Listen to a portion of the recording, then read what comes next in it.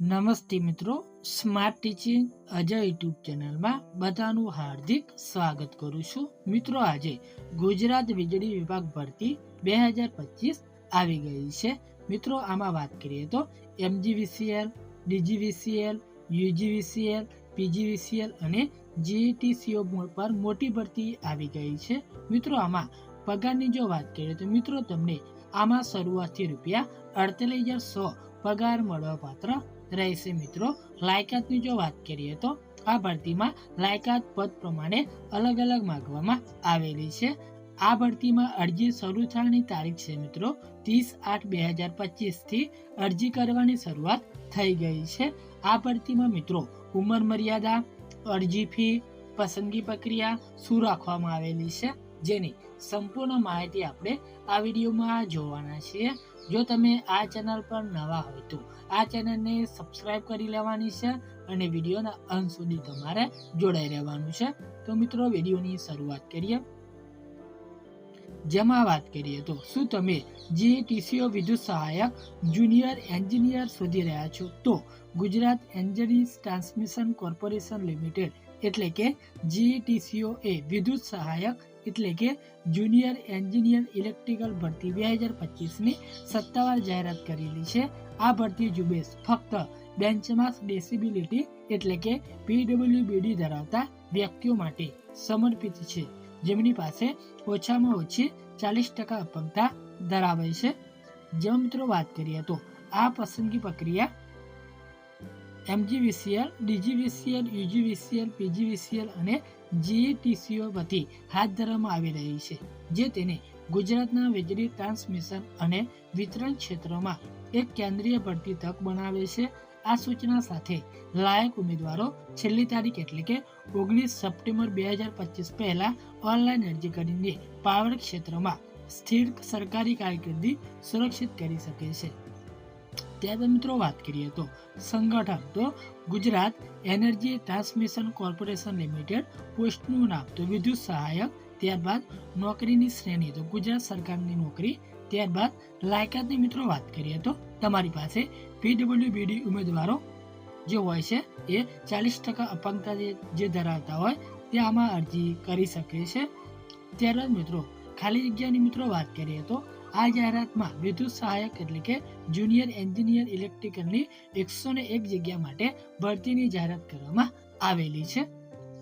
ત્યારબાદ મિત્રો વાત કરીએ તો શૈક્ષણિક લાયકાત તો મિત્રો વિગતવાર શૈક્ષણિક આવશ્યકતાઓ સત્તાવાર સૂચનામાં પ્રકાશિત કરવામાં આવશે.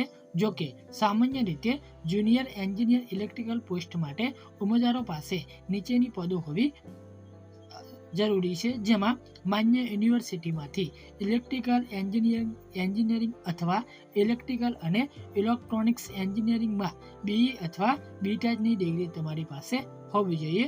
ઉમેદવારોએ GETCOમાંની ભરતી નિયમો મુજબ જરૂરી ઓછામાં ઓછા ટકાવારી ગુણ મેળવેલા હોવા જોઈએ મિત્રો, તો તમે અરજી કરી શકો છો.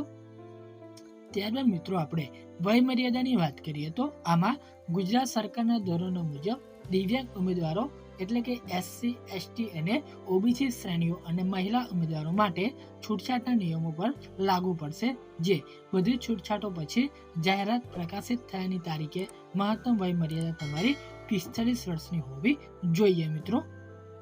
ત્યારબાદ વાત કરીએ તો મિત્રો અરજી ફી તો મિત્રો આમાં અરજી ફી ₹250 રાખવામાં આવેલી છે, જે તમે ક્રેડિટ કાર્ડ, ડેબિટ કાર્ડ કે પછી નેટ બેન્કિંગ દ્વારા આ ફી ચૂકવી શકો છો.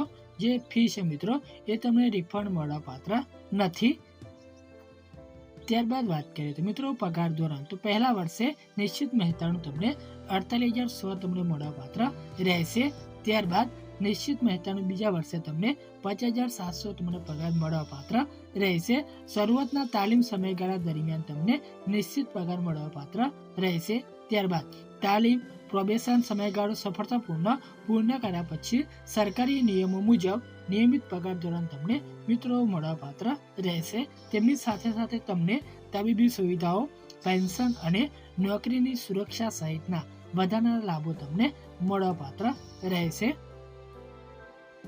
ત્યારબાદ વાત કરીએ તો મિત્રો મહત્વની તારીખો. સૂચના પ્રકાશિત તારીખ છે મિત્રો 30 ઓગસ્ટ 2025, જ્યારે ઓનલાઈન અરજી શરૂ થવાની તારીખ છે 30 ઓગસ્ટ 2025 અને ઓનલાઈન અરજી કરવાની છેલ્લી તારીખ છે 19 સપ્ટેમ્બર 2025 લગી મિત્રો તમે અરજી કરી શકો છો. ત્યારબાદ વાત કરીએ તો પસંદગી પ્રક્રિયા. તો પસંદગી સત્તાવાર નિયમો અનુસાર હાથ ધરવામાં આવશે, જેમાં સામેલ હોઈ શકે છે લેખિત પરીક્ષા અથવા ઓનલાઈન ટેસ્ટ, જેમાં ટેકનિકલ જ્ઞાન અને યોગ્યતાનું મૂલ્યાંકન કરવા માટે. ત્યારબાદ મેરિટ આધારિત શોર્ટલિસ્ટ, જેમાં પ્રદર્શન અને પાત્રતાના માપદંડ પર આધાર રાખીને. ત્યારબાદ દસ્તાવેજ ચકાસણી, જેમાં પાત્રતાની ચકાસણી, PWBD પ્રમાણપત્ર અને અન્ય દસ્તાવેજો તમારી પાસે હોવા જોઈએ. અને બીજી એક વાત મિત્રો કે આનું જે આપણને ઓફિશિયલ જે નોટિફિકેશન મળ્યું છે એની લિંક પણ આપણે વિડીયોની નીચે આપી દીધેલી છે, ત્યાંથી તમે વધુ માહિતી એકત્રિત કરી શકો છો. ત્યારબાદ મિત્રો અરજી કેવી રીતે કરવી? તો GATCOની સત્તાવાર વેબસાઇટની મુલાકાત લો, જ્યાં ભરતી વિભાગ પર જાઓ અને વિદ્યુત સહાયક સૂચના પર ક્લિક કરો, જ્યાં યોગ્યતા સુનિશ્ચિત કરવા માટે વિગતવાર જાહેરાત કાળજીપૂર્વક તમારે વાંચવાની છે. ત્યારબાદ ઓનલાઈન અરજી ફોર્મ સચોટ વિગતો સાથે ભરો. છેલ્લે ફોટોગ્રાફ, સહી અને અપંગતા પ્રમાણપત્ર સહિત જરૂરી દસ્તાવેજો તમારે અપલોડ કરવાના છે. ત્યારબાદ અરજી સબમિટ કરો અને ભવિષ્યના સંદર્ભ માટે સ્વીકૃતિ પુષ્ટિ નકલ તમારે ડાઉનલોડ કરીને સાચવવાની રહેશે. મિત્રો આ માહિતી તમને ઉપયોગી થઈ હોય તો આ ચેનલને સબસ્ક્રાઇબ કરી લેવાની છે, વિડીયોને લાઈક શેર કરી દેવાનું છે, કેમ કે દરેક ભરતીની નોટિફિકેશન આપણે લાવતા હોઈએ છીએ. તો રજા લઈએ. જય હિન્દ, જય ભારત.